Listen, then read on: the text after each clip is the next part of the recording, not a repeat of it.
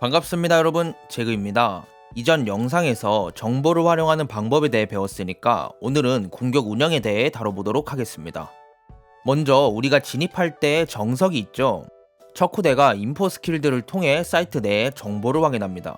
그리고 이 정보를 바탕으로 일선인 타격대가 진입을 하죠. 그리고 본대에 속해 있던 나머지 인원들이 함께 진입해서 교전을 진행하는 방식입니다. 여기서 사실 1선을 제외하고는 진입 순서는 정해져 있지 않습니다. 즉, 일반적으로는 2, 3선이 나눠져 있지만 크게 의미가 있는 건 아닌 거죠. 기본적으로 이동기를 보유한 타격대들이 엔트리, 즉 1선 역할을 합니다. 빠른 이동기로 사이트 진입이 가능하고 이걸 이용해 각을 벌려줌으로써 상대 수비 인원을 공격하는 거죠. 이렇게 각이 벌어짐으로써 수비는 진입로를 포함해 2개 이상의 각을 견제해야 되고 교전 스트레스로 다가와 패배할 확률이 높아집니다. 1선은 진입한 후에 본인의 안전에 신경 쓰고 팀원과 함께 교전을 풀어가는 게 승리에 유리합니다. 그리고 타격대를 보조하는 척후대와 이동기가 없는 타격대들이 주로 2선을 맡습니다. 2선은 1선 진입 직후에 함께 진입해주는 게 보통입니다. 피닉스, 레이나, 요루는 공격적인 스킬 활용을 통해 더 공격적인 진입이 가능하겠죠. 척후대는 진입로 확보가 가능한 스킬들이다 보니 스킬로 1선을 보조해준 직후에 진입합니다. 인포 요원들은 리콘이나 드론을 사용하고 브리치는 스턴과 플래시를 사용하겠네요. 그리고 팀원 전체를 케어할 수 있는 연막과 감시자들이 주로 3선을 맡는데 생존 시간이 길어질수록 팀의 승률이 올라가기 때문입니다. 감시자가 뒤를 스킬로 커버하면서 인원 분배에서 이득을 볼 수 있습니다. 브림스톤을 제외한 연막 요원들은 쿨타임 이후에 연막 스킬이 계속해서 재생되니 공수에 있어 유리한 영역을 만들 수 있는 거죠. 또 3선 역할군들이 주로 럴킹을 시도하는데 이 이유는 스킬 활용하는 데 있어 위치 선정이 자유롭기 때문입니다. 오멘과 아스트라, 킬조이랑 사이퍼의 스킬을 생각해보시면 이해가 쉬울 듯 합니다. 앞서 말했듯이 1선을 제외하고는 진입 순서에 큰 의미를 두진 않습니다. 무조건 타격대와 척후대가 두세 번째, 연막과 감시자가 네다섯 번째로 진입해야 되는 건 고정관념이란 소리입니다. 항상 상황에 따라 달라지기 때문에 고정된 판단만 하는 습관을 버리는 게 어느 상황에서든 가장 중요합니다. 이건 기본적인 역할을 이해하기 위한 설명이었습니다. 러쉬의 경우엔 전조 현상이 생각보다 뻔하죠. 수비에게 여러가지 소리들이 들리게 되고 여러 스킬들도 사용하니까요. 목표와 반대인 사이트는 너무 조용할 테니까 당연히 러쉬가 의심되게 됩니다. 물론 소리를 죽이고 사이트 앞까지 붙을 수 있겠지만 이건 불가능에 가깝죠. 그래서 러쉬를 자주 하다 보면 상대의 백업은 자연스럽게 빨라집니다. 이걸 이용해서 한 사이트에 속임수를 주고 반대 사이트에 럴킹을 활용해서 돌릴 수 있는 거죠. 무혈 입성이 가능해지는 겁니다.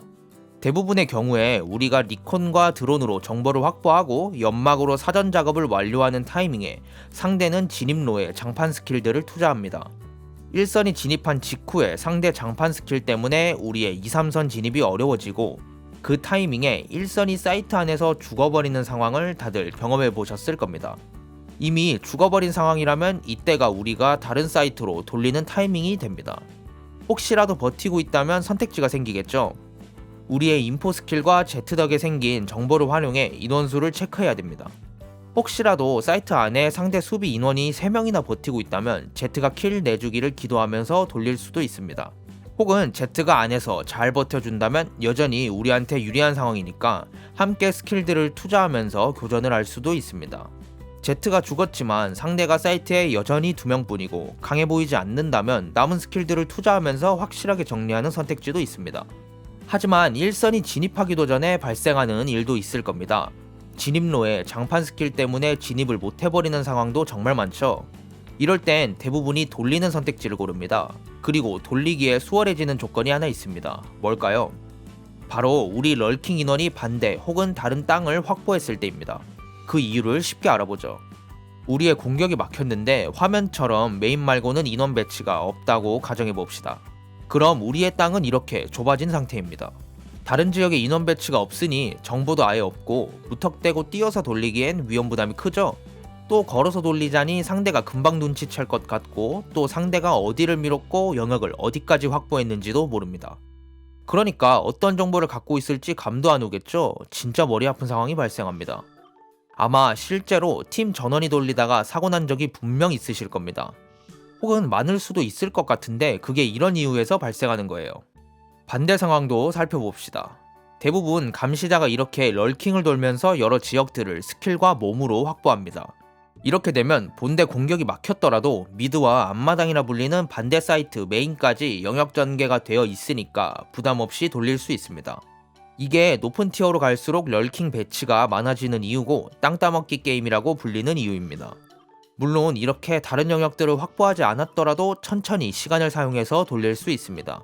반대로 돌린 척 하려고 메인에서 소리를 내지 않고 있다가 다시 진입할 수도 있는 거죠. 하지만 이 방법은 반대 영역에 대한 정보가 없다면 상대가 우리를 예측할 수 있을지 없을지 가늠이 안 되겠죠. 만약 반대 정보를 상대가 읽었다면 해당 사이트의 수비 인원을 스택하고 있을 확률이 높아질 테고요. 우리가 공격을 러쉬로만 진행하는 건 불리합니다. 상대에게 하나의 문제만 내고 있는 상황이니까요. 쉽게 말해서 상대는 우리 러쉬를 막아낼 생각만 하면 라운드를 이기는 거죠.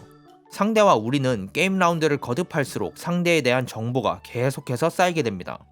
상대 백업이 빠르다거나 전진을 자주 나온다는 정보는 게임을 진행해야만 우리에게 쌓이니까요. 이전 영상에서도 말했듯이 발로란트는 수싸움이 주를 이룹니다. 상대에게 우리가 할 수 있는 행동에 대한 선택지를 최대한 많이 줘야 흔들리는 거죠. 여러 가지 행동이 보여진다면 쉽게 예측할 수 없고 이 판단들은 상대에게 압박으로 다가옵니다. 공격에서 디폴트를 하는 이유도 이와 같은 맥락입니다.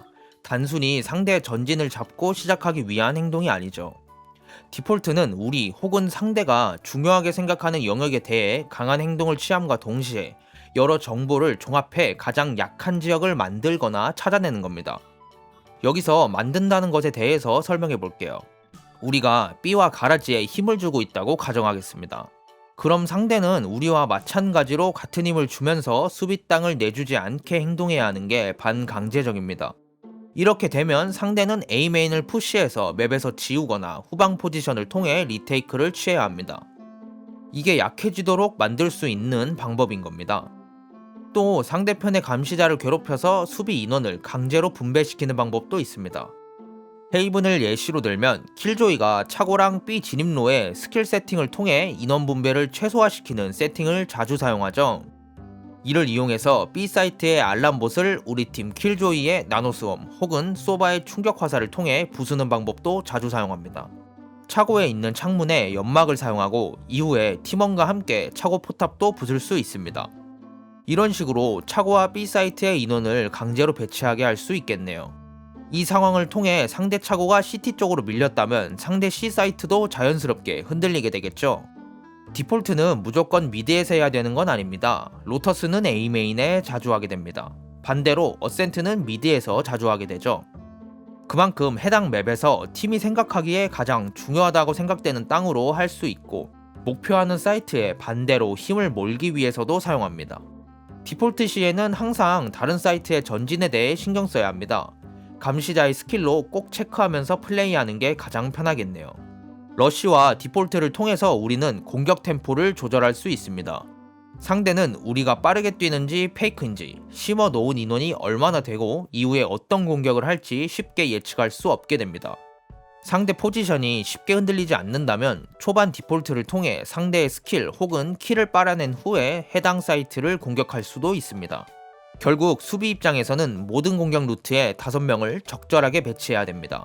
그리고 상대가 올 것 같은 장소에 가장 강하게 배치해야 되는 거죠. 이걸 못하게 하는 방법이 바로 앞마당이라 부르는 메인이나 미드를 우리가 먹는 겁니다.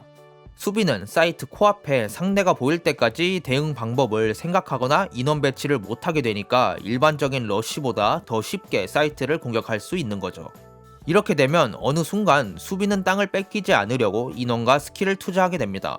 이 타이밍에 우리가 반대 러쉬를 가거나 디폴트를 통해 이 정보를 얻고 반대에 힘을 줄 수 있는 거죠. 우리는 늘 상대가 하는 행동에 대해 어떻게 받아치고 어떻게 행동할지에 대해 생각하면서 게임하면 되는 겁니다. 상대가 내는 문제에 답을 생각하면서 하면 되는 거고 그건 우리 스킬과 행동으로 만드는 겁니다. 다만 이 문제의 답을 못 찾는다면 공격이든 수비든 승리하긴 힘들어지는 거죠. 오늘도 여러분의 소중한 시간을 제 영상에 써주셔서 감사합니다. 기본적인 공격 운영법에 대해 다뤄봤는데 더 자세히 알고 싶으신 분들은 지금 나오는 우측 상단에 카드를 클릭하셔서 심화 버전의 영상에 대해 시청하셔도 좋을 것 같습니다. 그럼 저는 다음 영상에서 찾아뵙도록 하겠습니다. 감사합니다.